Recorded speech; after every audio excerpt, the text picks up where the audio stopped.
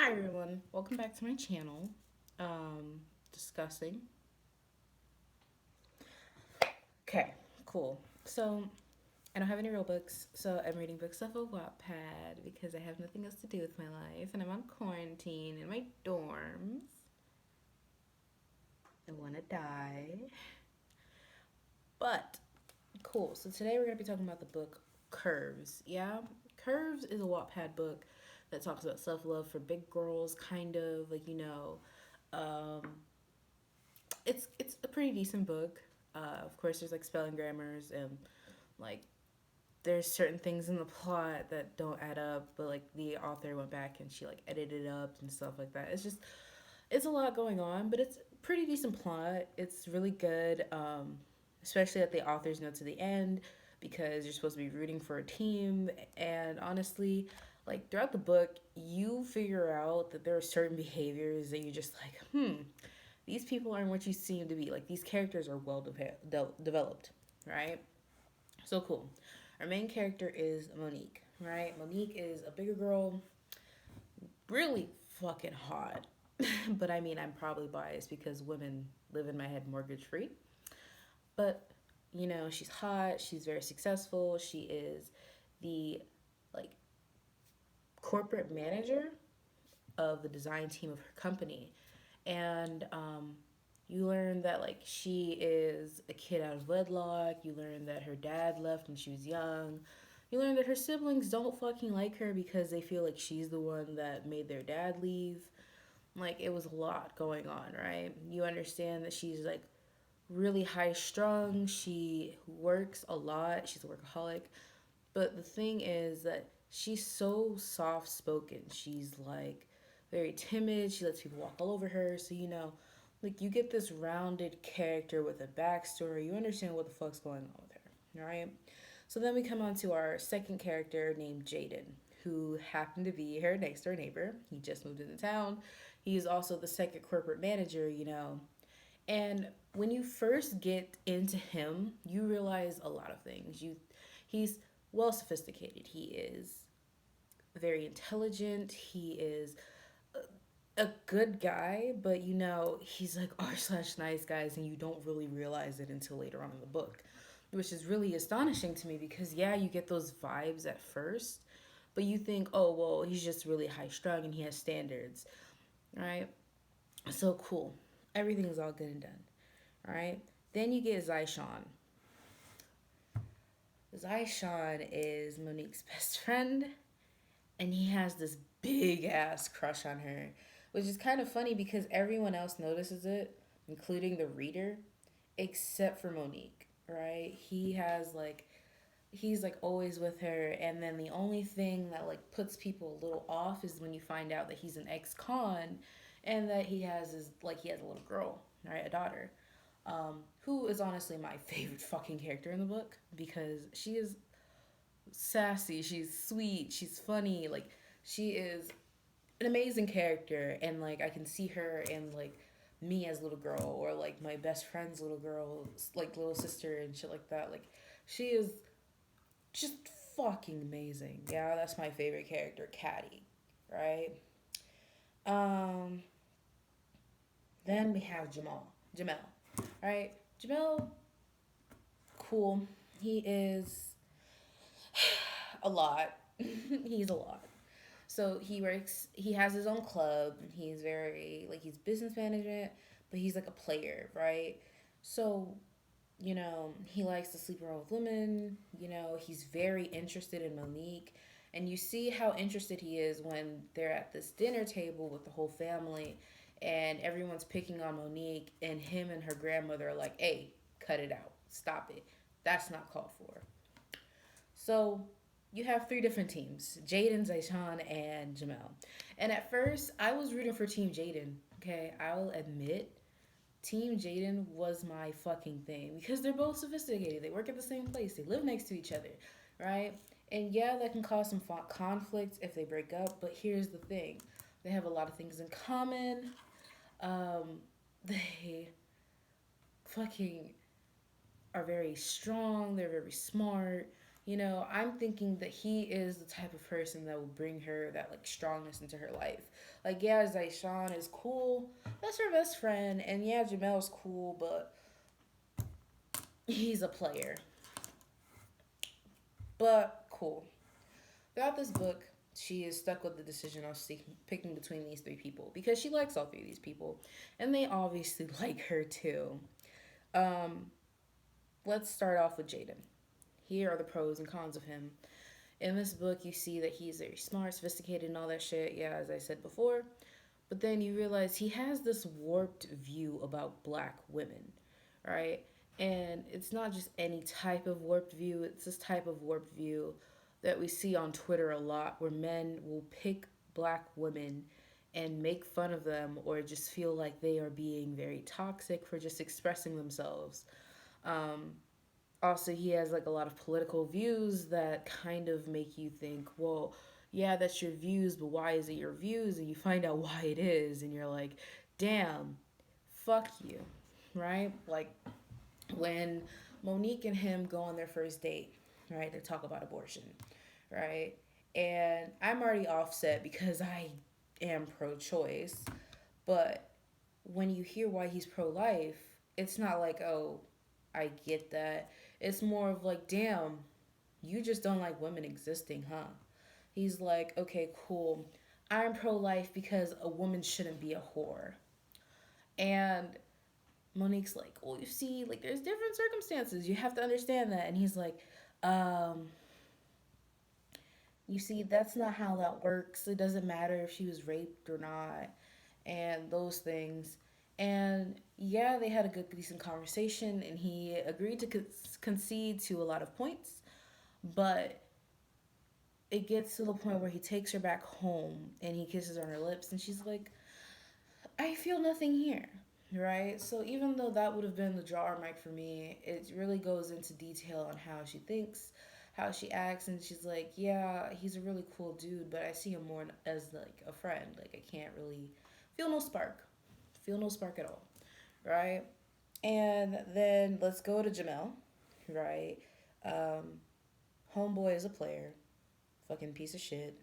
And I don't say that because I don't like players. I say that because in the book, yeah, he gets this girl pregnant. He gets her pregnant, and he's like, fuck, fuck you.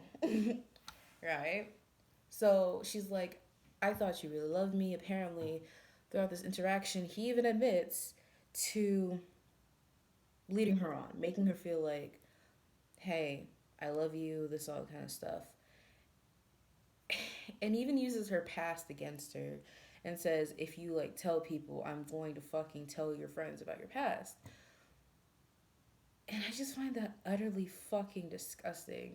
And I'm obviously going to spend a little bit of time on these two people because I'm very biased, because at the end of the book, I'm Team Zyshawn. But, like, when I got past fucking Jaden, I'm thinking, okay, Jamel's probably just looking for a girl to change him, right? Like, even though I don't like that, it's Wattpad, so obviously these plots are going to be used all the time. So cool. We're sitting here and I'm like, okay, maybe he just needs a girl to change him. Maybe he just needs a girl to change him. And the fact that he sat there on the phone in front of his homeboys telling this girl that the only reason he wants to date Monique is so he can get in her pants. I wanted to fight. Conclusion, I wanted to throw hands, and I put my phone down and had to take a walk around my room. So, cool. We get to Zyshawn, and it's not what you really think, right? Yeah, you get the story that he's an ex-con, but you also get his background story like you did with everybody else. Jamel, friends with her Monique's siblings. He hated her all throughout high school, but then now he's realizing, yeah, like that's petty shit. Like that was out of control. Fucking Jaden, he's adopted, so and his mom's like kind of racist. So he kind of has these warped views on black women. But with Zyshawn, he's from the foster care system. He had a shit ton of siblings, his mom spiraled into like drinking and shit. He ended up going to jail for 3 years of his high school career. He got out and started messing around with his ex girlfriend. She got pregnant and she just ditched them. So after he had his kid, he just switched his life around. Started working for his uncle's company. And what really amazes me, right, is he could have just worked for his uncle's company because even though his uncle's not giving him a handout, he's still paying all of his like employees livable wages. So when he tells, like, when you're reading this and he's like, I want to go to culinary school because I love cooking, and even though like cooking's more feminine, I just really enjoy doing this. He talks about how he's been cooking since he was a kid, and you just feel really connected with the character because you're like, damn, yeah, he fucked up, but like he's trying to make himself better, and you can never knock someone for trying to better themselves. Um, so cool. And then obviously Katie is his wonderful daughter who's very sarcastic and sassy. And she's only 3, so she has like a lot of personality for a 3-year old, and you just find it adorable. All right, my favorite part in the book with Caddy is when he's like talking to her after picking him up from her grandma's, and she's like, "Are you hungry?" She's like, "Yeah, let's go get McDonald's." And he's like, I'm a whole cook. You don't want to eat my food. And I'm just thinking in my head, maybe you're not a good cook because if a kid tells you you ain't shit, you ain't shit. So cool. We get down further in the story, and there's a lot to unpack. Like, we find out Jamal has herpes, and I really don't like how Jamal is like fucking, like how the book perceives herpes, because yes, herpes is a STD that you can get and it's uncurable, but like it's not as a big deal as the book was making it. Yes, it's disgusting to find out that this person, Jamel, is like spreading herpes around purposely, even though he knows and he got a girl pregnant who already had complications to have kids, and she wanted to keep this kid, and with herpes you can get a miscarriage, and like he's a shitty person. But I don't like how they represent this specific disease. um, but that's for a different story. That's for a different day. Um, then Zaishan is obviously pissed and goes and beats the fuck up out of like Jamel, right? Well deserved ass whooping, by the way, right? But then you go into Jaden's perspective, right? And it's just fucking sickening. He's overhearing Monique's private conversations when she's on lunch breaks, you know, because some people are going to be like, oh, well, she wasn't supposed to be talking on the phone while she's at work. But then it gets worse, right? So, yeah, he overhears these conversations when she's on her lunch break, right? Talking to her friends about how she's stuck between these 3 guys. So he drives to Zaishan's job and threatens him. And he's like, she's not dumb enough to date someone like you. And if that was me, on God, I'd be going to jail for murder. Because whether or not she's going for me or not, you don't have her best interest in heart if you think that whoever she dates is wrong for her, you're the only good guy for her. Right? Then, not only that, but after we find out that Jamal has fucking herpes, she's on the phone in her house, and he puts his ear up to the door and listens in on her conversation where she's telling her grandma, hey, like, I'm scared I might have herpes, and fucking Zaishan's in jail for beating the ever loving shit out of fucking Mel.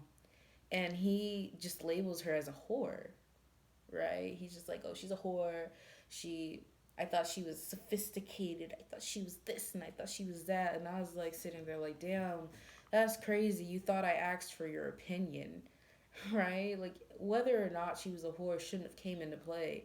This person that you said that you cared for needed a friend at the time, and you didn't even knock on the door and say, hey, I overheard this. Do you want to talk? You just judged her off of that, right?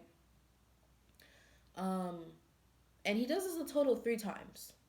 He listens into a conversation out of context.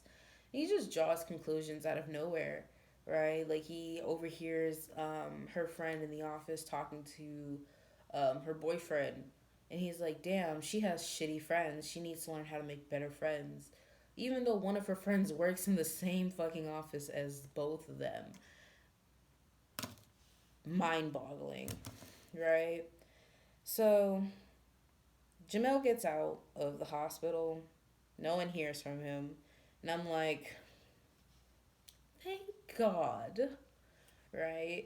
Zyshawn gets out, um, and he immediately goes over to Monique's house and he's like, hey, missed you. She's like, I missed you too. How you been? Um, it's very heartwarming to see how, like, how much chemistry they have, even though they're best friends. And you could chalk it up to, oh, they're just really strong friends. But at the same time, I don't think they're just friends. um, so then you fast forward to fucking Jaden, right? Most of the drama just comes from fucking Jaden. Like, yeah, there's a few fight scenes and all that from Zyshawn, but they're always justifiable. So, like, we don't like justifiable fights here in this household. We like confrontation for no fucking reason. Um, Jaden calls his mom. He's like, that thug is in jail. So I think that you should come over here and meet my girlfriend. Mind you, they only went on one date. He got hooked up on one date, but we're not gonna talk about that. I think you should come here and talk to my girlfriend and all that stuff. And obviously his mom's like, cool, cool, cool. I'm coming down this week. And he comes to her office. He comes to Monique's office and he's like, hey, my mom's coming into town tonight. Will you come over for dinner? And Monique's like, hey, look, I understand that you think there's something going on. And I know I've been ignoring you for weeks now. Like, I haven't responded to your texts, your calls. I haven't even answered you in person. I let my fucking secretary talk to you. But you still think that we're fucking. So here's the rundown, right? We went on one date. I felt nothing afterwards. Also, I found out that you went and threatened my best friend. How did you think he wasn't going to tell me? I don't want to see you anymore. He takes this as an opportunity to not reflect on his actions, not to think that maybe he misread the situation, not even to think, well, maybe she's not my type, anyways. He decides to take this opportunity to call her a whore in front of the office and start saying, well, maybe you did sleep with those CEOs like everyone's saying you did. Maybe you did do this and maybe you did do that. Fucking Monique's like, I don't have time for you. I have shit to do. I have deadlines to meet. And that's the end of that. Or so we thought. Right? He goes into his office. He calls his mom and says, Mom, she's not who I thought she was. My girlfriend cheated on me. And I'm just thinking, you're using big words for a dude that got hooked off of one date. One date. And they weren't together. They weren't exclusive. She didn't talk to him after this said one date. Where did he get this title girlfriend from? But that's cool, right? He tells his mom.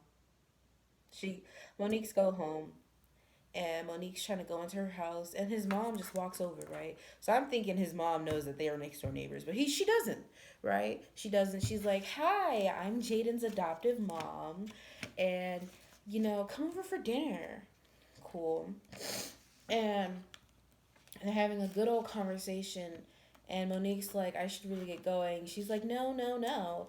Are you single? And she's like, well, technically I am, but I'm seeing someone at the moment. He's like, oh, that's so sad. My son just got broken up with this damn whore from the office. And she's like,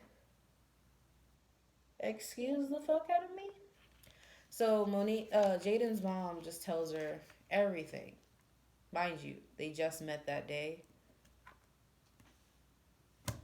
Crazy, bro. But they just met that day. She tells her everything about her son's business. Jaden comes out. He's like, what the fuck are you doing here? And she's like, cool, cool, cool. I'm going to fuck your shit up. Right? So she starts yelling and screaming about, like, you're telling your mom I'm a whore and I haven't done anything to you. I told you that I didn't want to fuck you. I didn't want to date you. Cool, cool, cool. Like, are you fucking serious at the moment? And he's sitting here and he's like, You need to leave my house. And she's like, gladly, right? Then the mom starts going around the neighborhood trying to tell lies and shit, but forgot that Monique's lived there for years and everyone knows her.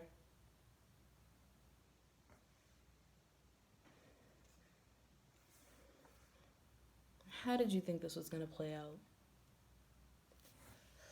But Monique tells her grandma, who used to be a gangbanger, we find out. Like, she's apparently like Medea. We keep it locked and loaded in this household. Grandma's ready to beat Jaden's mom's ass. Zai gets in contact with his siblings that has been gone for years because they were split up in the system, you know. And then what pisses me off is after Zai and Monique go to the family reunion on Zai's family side, right, to meet his siblings after being split up for years, we find out that his baby mama, Katie's mom, is now married to his oldest brother and now is trying to fight Monique, who has been Katie's mom from the very beginning. She's trying to fight her to say that that's not her mom.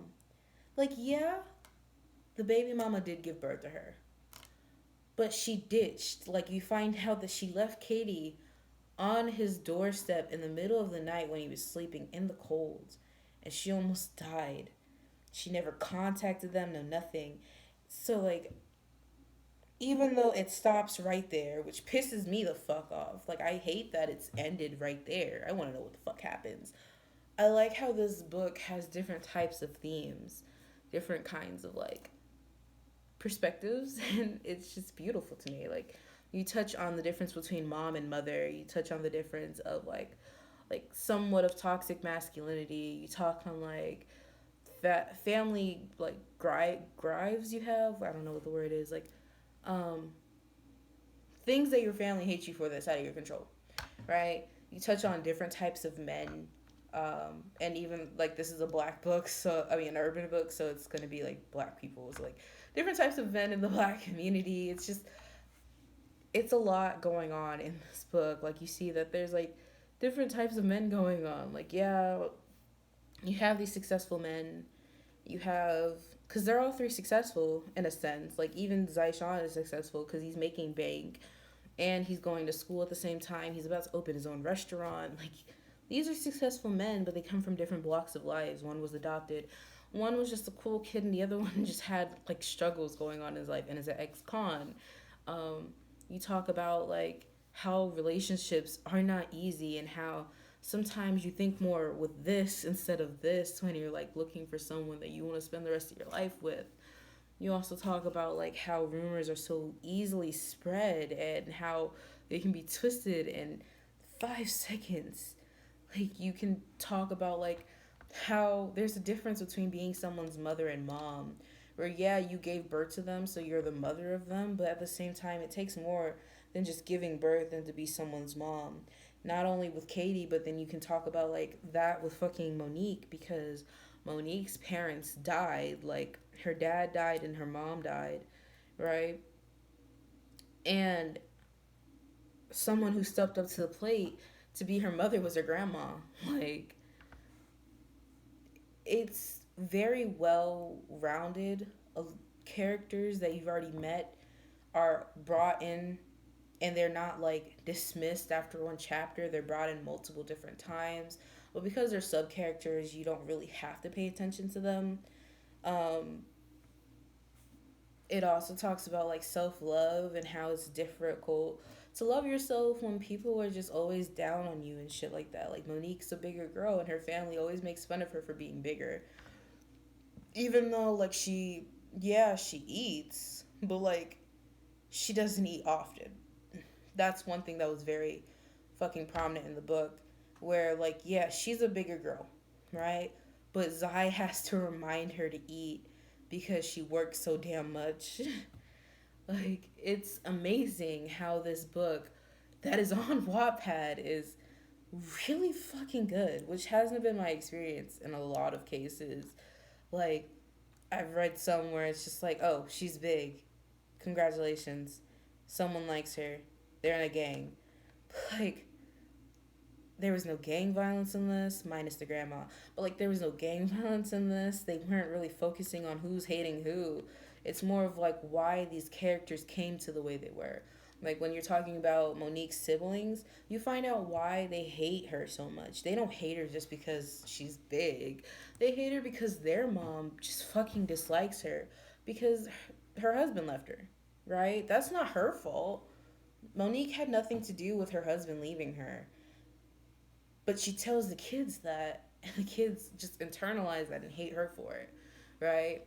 And because it's the easiest sore point you can get on her for, because you can't talk about her career, can't talk about her not having anything, can't talk about her not taking care of herself. So let's just make fun of her because she's bigger. Cool.